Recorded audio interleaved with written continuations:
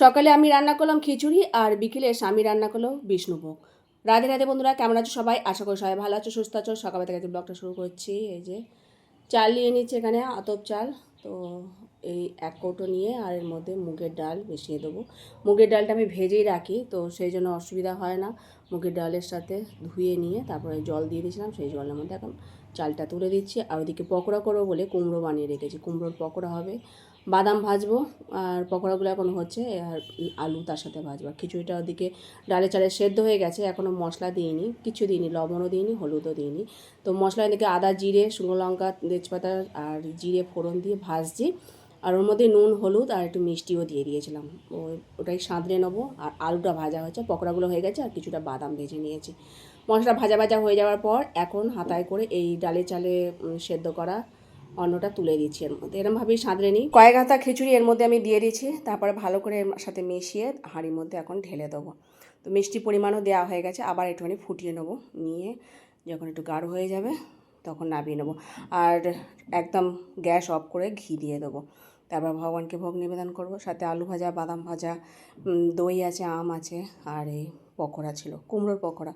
তো সব কিছু মিলিয়ে ভগবানকে ভোগ নিবেদন হয়ে গেছে। আলুটা একটু পোস্ত ছড়িয়ে দিয়েছিলাম। খুব ভালো লাগে আলু ভাজাতে খিচুড়ি। আর খিচুড়ির মধ্যে সবজিও ভালো লাগে, কিন্তু শীতের সবজিটা হলে ভালো লাগে। গরমকালে এমনিই করি আমি এরকম। আর এটা হচ্ছে বর্ষাকালের খিচুড়ি।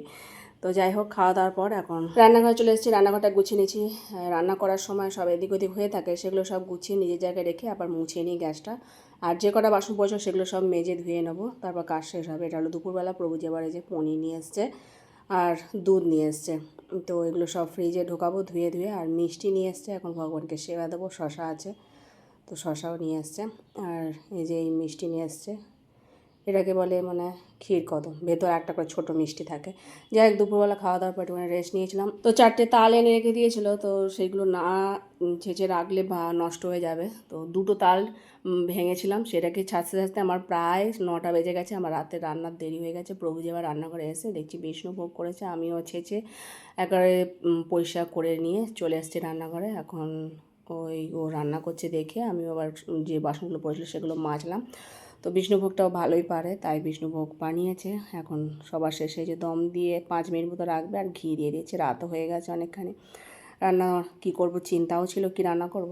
তো বললো একেবারে তরকারি রুটি কিছু করতে লাগবে না, বিষ্ণুভোগ বানিয়ে দিলে হয়ে যাবে। যেহেতু ঘরে পনির ছিল, আলু, পনির, সয়াবিন দিয়ে বিষ্ণুভোগ। তো ওই এখন সাজিয়ে দিয়েছি, আমি সেবা দিয়ে দেবো। আর যা বাসনপত্র সব পড়েছিল ভগবানের সব মেজে নিয়েছি, রান্নাঘরটাকে মুছে নিয়েছি। তারপর ভগবানকে সেবা দিয়েছিলাম এই যে মিষ্টি দিয়ে আর শশা দিয়ে।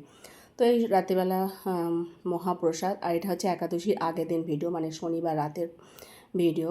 আর খুব টেস্টি হয়েছিল প্রসাদ। আর আজকের মতো ভিডিও শেষ করছি। হরে কৃষ্ণ।